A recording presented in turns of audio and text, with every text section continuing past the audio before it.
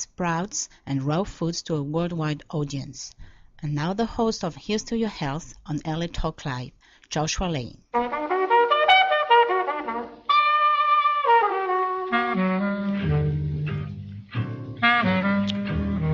We're back. Thank you for tuning in to this edition of Here's to Your Health on the LA Talk Live broadcast network. I'm your host, Joshua Lane. My guest is a ranked tennis player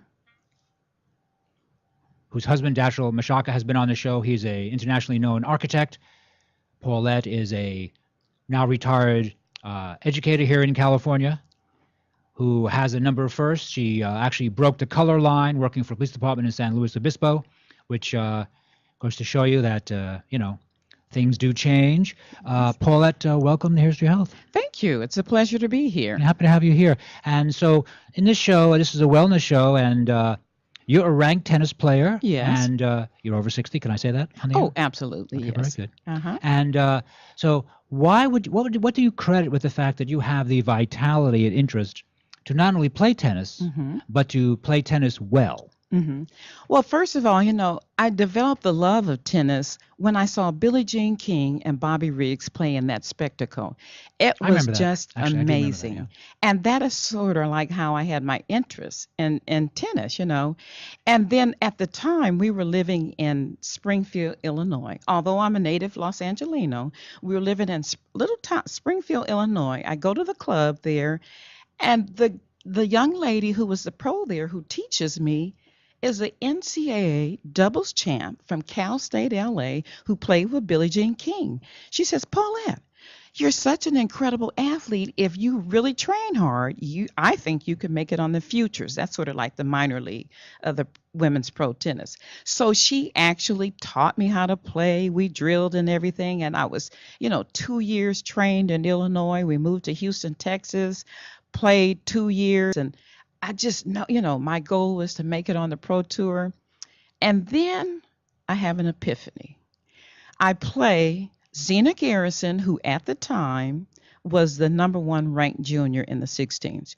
She beat me so badly. I went home, told my husband, you know what? There is no way in the world I'm going to be a pro. I'm too old. I started playing too late.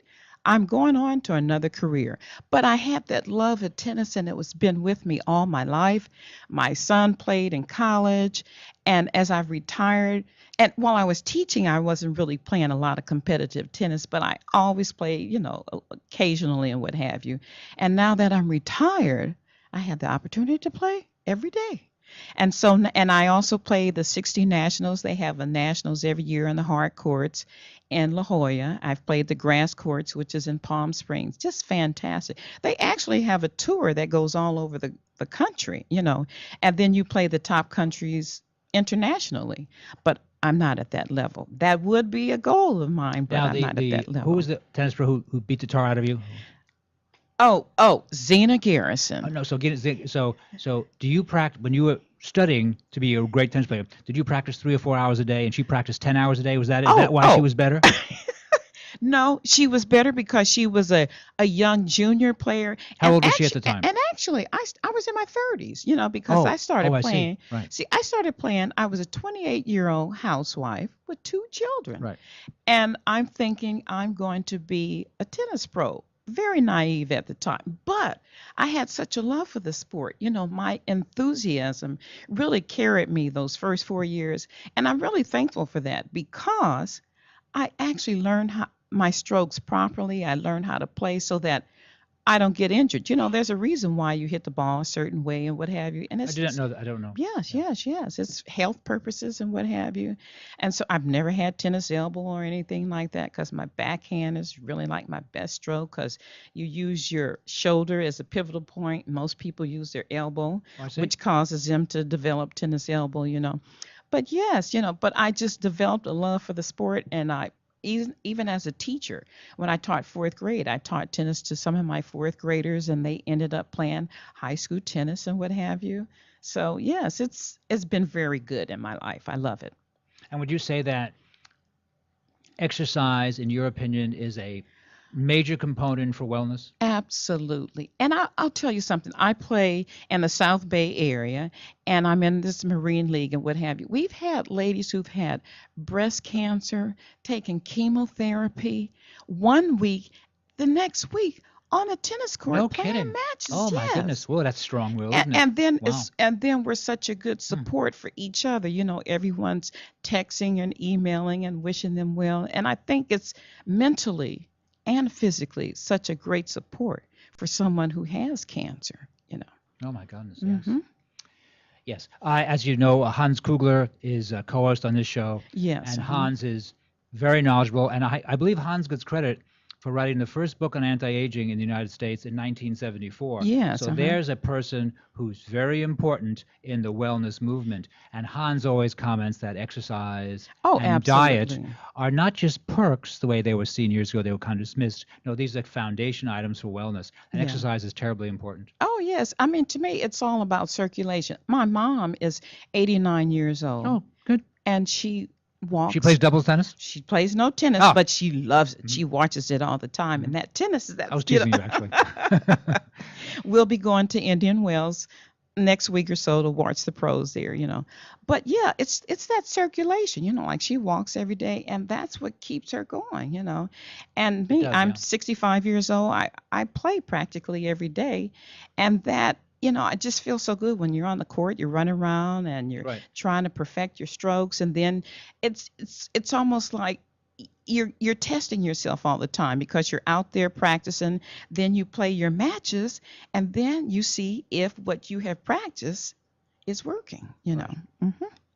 Have you ever beaten anyone really who's maybe, That you guys would know about. yeah, anyone? No, And so you were ranked. Are you ranked 31st? I'm ranked 31 in the That seems very in the good. women. Yeah, Yeah, seems good, yeah. But those, the thing is, how could I taught for the last 15 years, so I really didn't play a lot of tennis, and so I've sort of like come back to it. I retired in 2011, but a lot of these ladies on this Did you do senior 25 tour, or 30 years in the school district? yeah, I taught 25 years in the school district, but a lot of them are pros at clubs and what have you, Right. and they've been playing continuously, Right.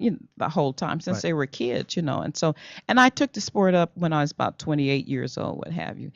And for some reason, it's like tennis. If you learn it as a child, you could look at someone and tell if they played as a kid. Yeah, I guess if you know the game, yeah. Yeah. Hmm. And now, as a young girl, you were in the Miss California beauty pageant.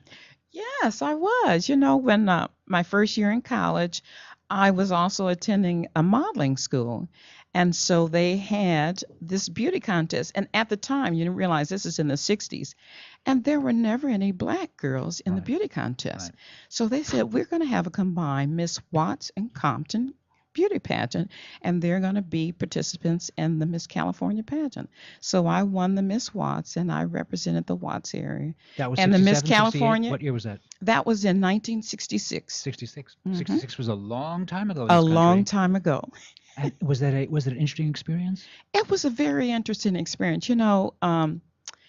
That was my first time ever being in a beauty pageant, Uh-huh. whereas most all the other girls, they all knew each other. They had been in beauty pageants ever since they were little girls. Right. It was amazing. Right. I'm like, a beauty pageant when you're a little girl, I was like 17 or 18 years old when this was my first experience in it. And where was that held? It was held in Hermosa Beach at the Hacienda Hotel with Bert Parks was the MC. Oh, it was Burt Remember? Parks. Yes, I do remember Burt Parks. And so, Of course, Miss Hollywood won. Oh, she did. Yeah, she won. I remember that. Yeah. I was not a finalist or anything, but my parents were so proud of the fact that I was in the contest. And it was a great experience. And you competing against other girls who are also, 17, 18-year-old girls Yeah, who just... yeah, we're all you know. basically the same age, all in college and what have you. Hmm. And then you went back to college, and you went to school where? Compton College. That's where I met my husband. And after he got his AA degree in mathematics, he enrolled at Cal Poly San Luis Obispo in the architecture school. And so at the time I says, well, I'll drop out. I'll work, help put you through school. And so San Luis Obispo is a very small town, and there are not many jobs. And so I ended up being one of the first black telephone operators in San Luis Obispo. And was that a pleasant experience? Oh yes, everyone was really nice, friendly, and what have you. And do you remember the old Laughing show when Lily Tomlin was the telephone operator with Ernestine, I think she was Ernestine, Ernestine? right? Right. That was a great bit, by the way. It Great was, bit, it right? was. That was because I wore the big headphone like that, and we had those long, those plugs that you plug in here. No kidding. Yes, In the mid operator. '60s? Oh, I did not know. Yes, Oh my yes, goodness. yes. Operator, may I Oh my help goodness. you? And the thing is, San Luis Obispo, even for someone to make just a simple call, say like from San Luis Obispo to Pismo Beach, they would have to call the operator and you'd have to place No that. kidding. I did not Yes, know this. I did yes, not know. yes, yes. Well, I will say this: the one nice thing that I say about getting older is, you have this long memory of stuff, Yes. and you remember stuff when stuff was different. Yes. And young people think, really? That was Yeah. going on? Really? Why? Well, we don't know why, but it's not going on anymore. It's better now. So Much better now. that's the interesting thing. You Yeah. have an amazing perspective how things have really changed. Not a little. No, they've changed a lot. They have changed tremendously. Like being, I'll tell you something. Yesterday, my daughter and I saw 12 Years a Slave. Mhm.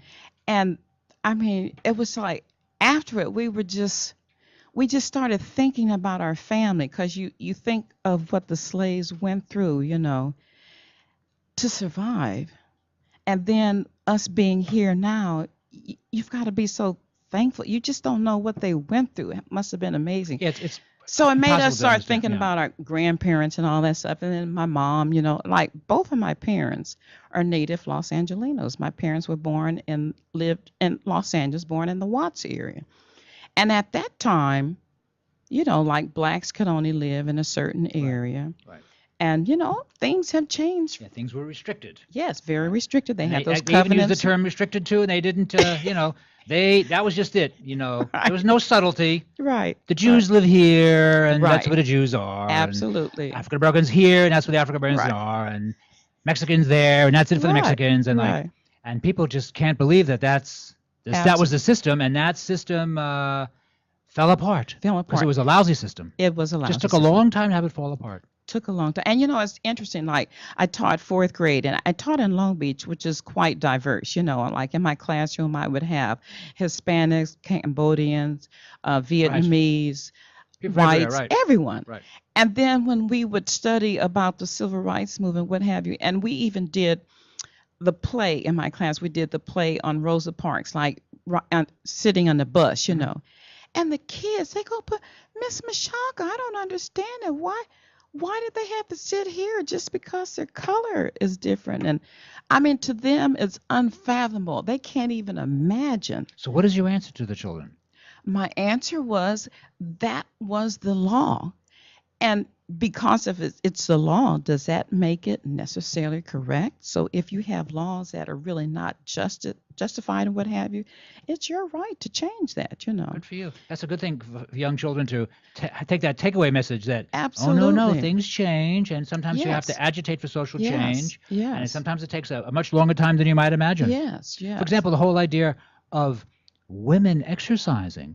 Now, that's something that our generation thinks, Yeah. well, of course, is that an issue? But our mom's generation, moms didn't exercise, Oh, not in public. Not at all. And No. I'll tell you something. My mom, well, even me, when I was in high school, like people always ask me, "Oh, Paulette, did you play this or that?" And so I go, "No, they didn't have sports for girls when I was in high school. I graduated in 1966. There were no sports." Right. People find that hard to So believe. I was on the drill team, but I had all The drill brothers. team, what? And Drum majorette? Well, yeah, like a dancer, like and what have you. But I had all brothers, so I played all the sports. I was always the fastest kid. I could be in the 6th grade. They said, "Paul, we're gonna get the fastest boy to race you." I said, "Bring him on." Of course, I beat him. Oh, really? Yeah. And I also ran track. But I had all brothers, so I played all the sports. But then you go to high school, and there was nothing for girls. And even when we played basketball, you know how. At that time, the girls, you could only play half court. You could only dribble 3 times. Then you had to pass the ball because our bodies were supposed to be so frail that we couldn't play a full court. Right. We could only go half court and could only dribble 3 times. And when did they change that rule? Probably when Title IX came into being, probably 72 or what have you. Or Yeah, that actually sounds funny now. At the I time, know. you must have been thinking, boy, that's really dumb. This is just I think completely it is dumb. ludicrous Right. because I'd played basketball in the yard with my brothers and all the neighbors all my life. I did not know that. Do you think I remember in high school? I know that we had a girls' field hockey team. You When know girls play, what? nobody even plays field hockey anymore. They even call it field I know hockey. it. They stopped doing that. Well, that was the GAA, which was the Girls Athletic Association. So you were either in the GAA or you were on the drill team. And of course, I wanted to be on the drill team. I mean, Better outfit. better Better outfit, yeah, outfit. for sure. No, the outfit is all. No, I completely agree Much with you. better outfit. And what do you do now for wellness in 2014 that you and your hubby didn't know in 1970? Obviously, you were both athletes, you were both into fitness, but what are you doing now that you think this is important and we didn't know that 40 years ago? Well, I never took vitamins before, but now I really do see the importance of Yeah, it, to make you feel better. Oh, yeah, yeah. I take, like omega-3, I take Centrum, and I take glucosamine because when I'm playing this tennis, I mean, I've had foot injuries like plantar fasciitis. That's very, very painful. Right. I've had calf strains. I've had my LCL pulled. Sure. So you need, like, when you're straining your body to that extent, and at my age at 65 years old, I've got to realize that I have to train. I've got to keep my body conditioned. So I try to make sure that I walk, I stretch. When I Right. get up in the morning, that's the first thing I do is try to stretch all my ligaments and what have you. And I find that really protects me. Right. Yes. Yeah, no, the exercise is important and, supplementation, more careful Absolutely. diet. Absolutely. And one thing that I do notice, because in the 60s, I started doing yoga. I read Richard Hittleman. Richard Hittleman first. My mom got me a book. I think it was in black and white pictures. Yeah. And I used to look at this book. And I never could have envisioned that yoga would become so mainstream. Such a good, Yes, I yes. never could have predicted it. And also the whole eating carefully thing. As a Yeah. young man, I was vegetarian. I never thought it would become mainstream the way it largely has. I didn't have the vision to see that. Right. My right. father, who had friends, my father's a podiatrist. My father had friends who owned pharmacies. And my father used to say to me, this was back in the early 80s, oh Right. no, the natural food store is going to go the way the pharmacy went. That is, they're going to get bigger and bigger. And my father could see it. He had vision. He's I absolutely thought, correct. nah, Dad, I don't think so. Well, my father was right. Absolutely. Yeah, it's very impressive. Yes. Yes. And so other women your age that you play tennis with, so the other women obviously exercise, they know it's important. And Yes. they eat carefully, they know it's important. Yeah. And just kind of take it as the given now, right? Yeah. And then another thing, I play on a lot of different levels. Like I'm on a 55 and plus team. I'm on a 40 and plus, 40 years and older. I'm on an 18 and over team, so I play most of the time when I play, I'm the oldest person playing. No kidding. Except when I play in the super seniors, which is for ladies who are 60 and older. Then that's when I play with people who are my age. But most of the time when I play the USTA league matches on the weekend, the women, they're normally younger than me, and especially when I play singles, because not a lot of ladies in the 60s, Right. play singles. But Right. I'm Do actually you win most of the time? well, when I play singles, yes, I win more in singles than I do in doubles. Why is that? I'm in shape. I can move. I have a No, lot. no, right, for your shape, right. Yeah, I have mobility, and when people find out that I've got grandkids, they can't believe it. They go, "What? I thought you were in your 40s." I go, "Oh, no." That's a nice compliment. I know, very nice compliment. Yeah, it's interesting the whole, eating carefully, exercising thing, which Absolutely. just seems like not a lot of work. It's like any other subject. After you know it, it seems like that's real easy. It's very straightforward. After you know it, Yeah, but I feel like in life is moderation. You do things in moderation, you'll be fine. When you overexert or anything, you're going to have problems in anything you do in life. And I mean, and you're talking about yoga. I can remember, I think this is when we lived in St. Louis. I took up like the PBS stations. They had that hatha yoga. And so was it with Lilith, I think? Yes, Lilith, yes, I think. yes, yes. That was very big for a long time. That was very Right. big for a long time. And I used to watch that religiously. And, go into all those poses and what have you. It's so beneficial. Yes. But I'll tell you something, how my healthness kind of started. When I was a kid, I can remember my mom doing exercises at home.